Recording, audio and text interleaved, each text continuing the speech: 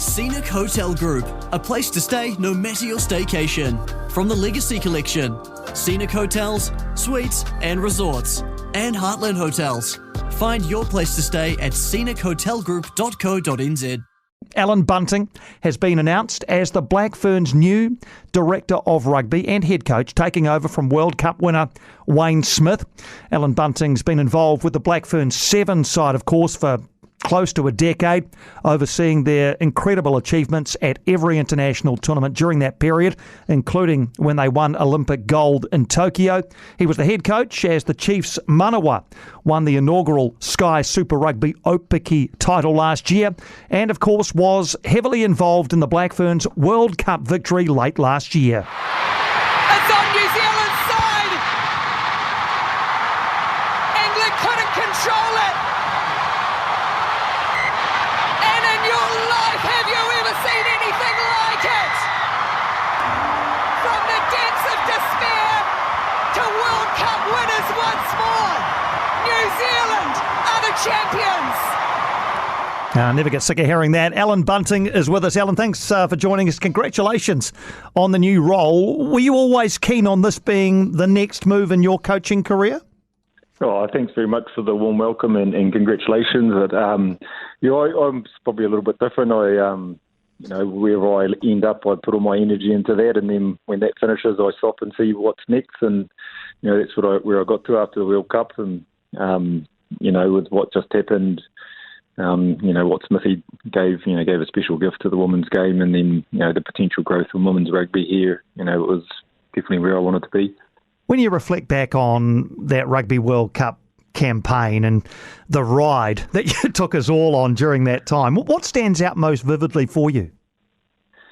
Well, you have to talk about Smithy. He had a game that he knew could, win the World Cup, and he came in with absolute belief and honesty and connected the people, and he took us on a Shinkansen ride and took us all the way to the semis and finals, and we just squeezed there in near the end, but just his belief and drive and what he wanted to do was really special to be a part of. Had you worked alongside him before? No, I've been a big fan and watched him from afar and listened to whenever you see anything that he's talking about on social media, and just been a real fan. And when he reached out to me, I was a little bit starstruck, to be honest, but obviously he's had a massive impact on rugby, throughout his years, and that experience was just tremendous for him to come and give that to the women's game. So how did you find then, as you say, a guy you'd looked up to for so long, how did you find working alongside him, and what did he, what was he asking of you on a day-to-day basis? At first, I think he just wanted some help. He knew I had some experience in the women's game and a bit of a sounding board for him, and wanted me to help, with deepen the connections within the group earlier on. But, after he got going, I ended up being more of a student and learning off him and just helping him out where he needed, and enjoying the journey. So do you feel in any way daunted by the success that he's brought to the team as you now effectively take over his role? No, obviously you set the expectations, where this team can actually go, and it's our responsibility now as individuals, as a team, and as a nation to continue that on and hopefully build off. But there's a lot more. There was 32 players that experienced that. There's a massive amount of talent in this country. It's a good chance for us to capture that, build some depth and support, and keep our women's competitions thriving and growing. Have you thought about, well, I'm sure you have, so I'll ask a different way. What are the main building blocks for that capitalisation on the success, Allan? How do you make sure that, that what happened at the back end of last year isn't just a one-off and it's not an ending point, it's a launching pad?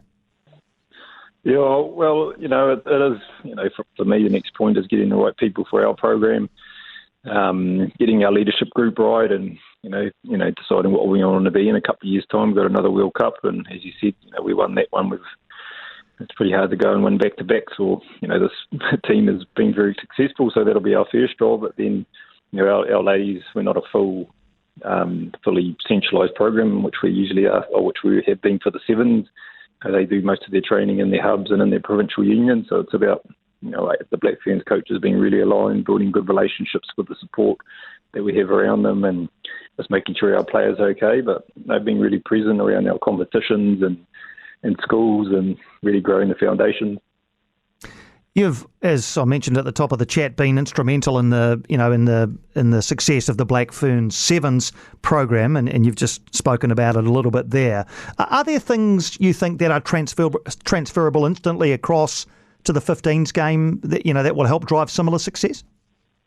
Yeah, well, our Sevens ladies have been fully professional for quite a while now, and as I've sort of experienced that, and once the ladies learn what it takes to be real dominant, or the top of the game is what I call it, and once they learn to be self-reliant and making sure they get what they need and it's player-driven is the real transfer over. And some of our ladies that have been in the Sevens for a while are pretty self-reliant. They know when to reach out for help, and they don't have too many excuses. So it's about transition into being a professional player. The sound of a professional player sounds really neat, but it is hard. It's hard work. It's demanding, but it has to be driven internally from the player.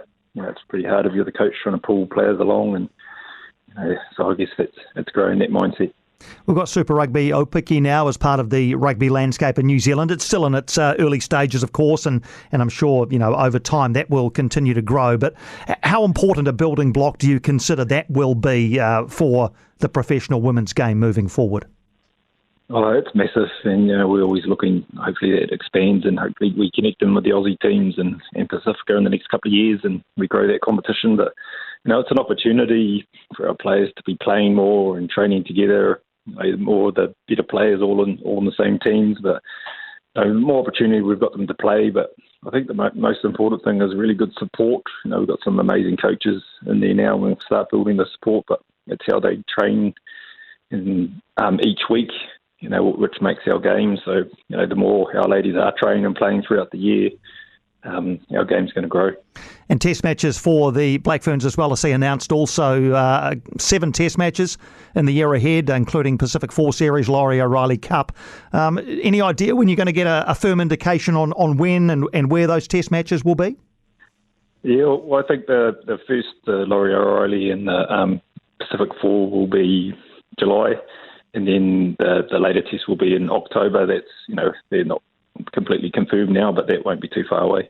Good to hear. Important, though, isn't it, that it seems so obvious, that you're playing games, because for a long time this team hasn't been. I know COVID's been here, but is 7 a good number of test matches? Could it be more? Should it be more?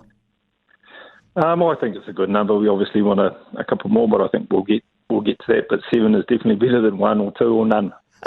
Yes, that's absolutely right. And just back to the overall philosophy of coaching this side, and I guess of coaching women's sides as well. Not everybody has got this right, as you've probably seen around New Zealand and around the world.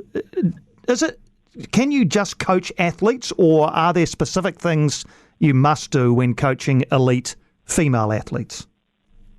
Well, we talk about athletes and elite athletes, but everybody's a human being. Everyone's got a heart and a brain and a soul. I think it's the relationships and trust that need to be built first. And when our ladies know that you really care about their life and your relationships are deeper, then I think the high performance has no ceiling. So I think it's really important to build trust. I think that's not just for women and men. Congratulations on the new role, Allan. It's an exciting time for you and your family, and for this wonderful team that, as I say, took us on such a great ride at the back end of last year. All the best for 2023 and beyond. As I say, an exciting time for you. Thanks for taking the time for a chat. Awesome. Thanks very much. Appreciate it.